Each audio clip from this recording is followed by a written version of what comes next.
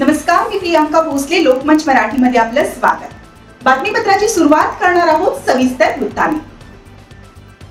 मराठा समाजाला ओबीसी प्रवर्गातून आरक्षण देण्याच्या मागणीसाठी मुंबईला निघालेल्या मनोज जरांगे सोबत चर्चा करायला सरकारने नकार दिल्याची माहिती समोर आली आहे. मराठा आरक्षणासाठी नेमलेल्या उपसमितीचे अध्यक्ष आणि जलसंपदा मंत्री राधाकृष्ण विखेंनी जरांगे पाटलांसोबत चर्चा करण्याचा प्रश्नच येत नसल्याचं वक्तव्य करत नव्या वादाला तोंड फोडलंय. मनोज जरांगे हे असंख्य मराठा आंदोलकांसोबत मुंबईला येत असताना सरकारने घेतलेल्या भूमिकेवरून संघर्ष आणखी वाढण्याची शक्यता वर्तवली जात आहे.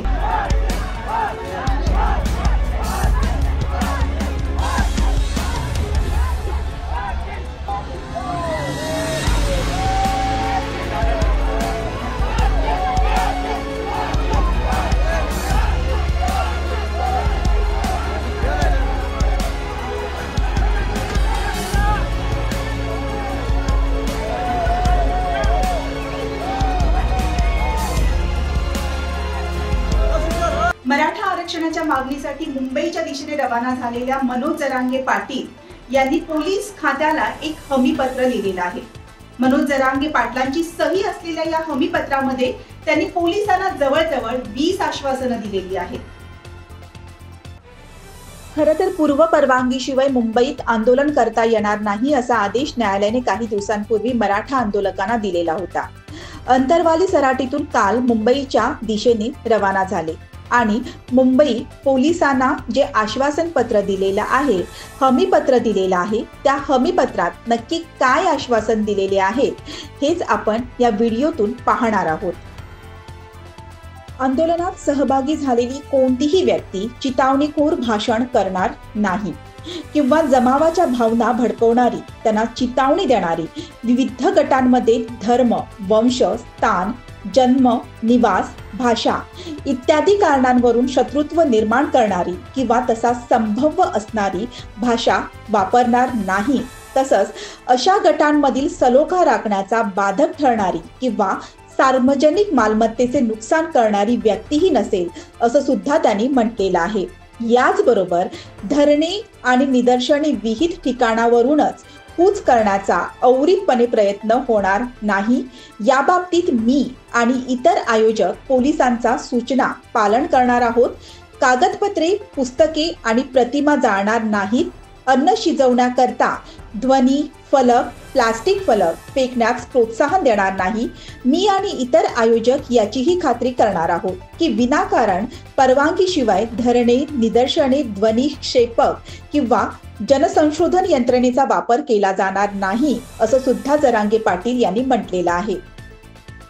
सारखे कान आणि डोळे मुंबईकडे ठेवायचे. कामधंदे बंद, पण मराठा समाजाला न्याय दिल्याशिवाय आपण कोणी शांत बसायचं नाही. लोकशाहीचा कायद्याचा मार्ग सोडायचा नाही.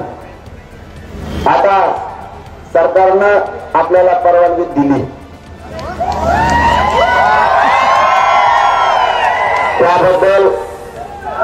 त्याबद्दल आपण न्यायालयाचं आणि सरकारचं मनापासून समाजाच्या वतीनं कौतुक केलंय. कारण मी एक असा माणूस आहे, काम केल्याच्या नंतर आपण कौतुक केलं पाहिजे. राजकारण करायचं म्हणून नाही करायचं, आपल्याला पाहिजे आरक्षण. केलेलं केलंच म्हणायचं. फक्त आता एकच राहिले, त्यांनी एक दिवसाची दिली ती काय आपल्याला जमत नाही.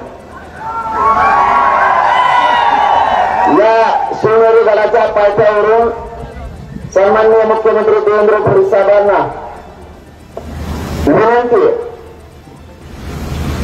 आम्ही कायद्याचं मराठा समाजाला न्याय दिल्याशिवाय आपण कोणी शांत बसायचं नाही. त्याबद्दल आपण न्यायालयाचं आणि सरकारचं मनापासून समाजाच्या वतीनं प्रयत्न केलाय. मी असा माणूस आहे, आम्ही कायद्याच्या नियमाच्या अधीन राहून आंदोलन करू, पण परवानगी मात्र अंमलबजावणी होत नाही तोपर्यंत आंदोलन सुरू राहणार आहे. तोपर्यंत परवानगी नाही. सन्मानाने या गरिबांच्या मित्राला न्याय द्यायचं काम करा, हे समाज तुमचं कौतुक करेल. आणि दुसरी गोष्ट म्हणजे मराठा समाजाला अत्यंत महत्वाची या पवित्र शिवनेरी गडाच्या पायथ्यावर सांगायचं तर बैलगाडी, सायकल, रिक्षा, हातगाडी याचा कुठलाही वापर किंवा पक्षी, हत्ती, उंट, कोंबड्या इत्यादी प्राणी धरणे निदर्शन ठिकाणी आणले जाणार नाहीत. मी अनुयायन यंत्रणा खाली ठेवणार आहे आणि त्या ठिकाणी निष्प्रभ ठरल्यानंतर माझ्या आणि इतर आयोजकांच्या विद्यमान कायद्याच्या तरतुदीनुसार खटला दाखल करण्याचा अधिकार आहे, असं सुद्धा या आश्वासन पत्रात मनोज पाटील यांनी म्हटलेलं आहे.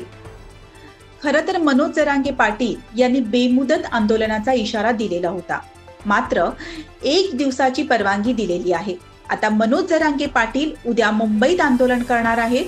आता उद्या नक्की काय होईल हे पाहणं महत्वाचं आहे. बातमीपत्रामध्ये वेळ झालेली आहे इथेच थांबण्याची. मात्र ताज्या घडामोडी आणि इतर अपडेटसाठी पाहत रहा लोकमंच मराठी न्यूज.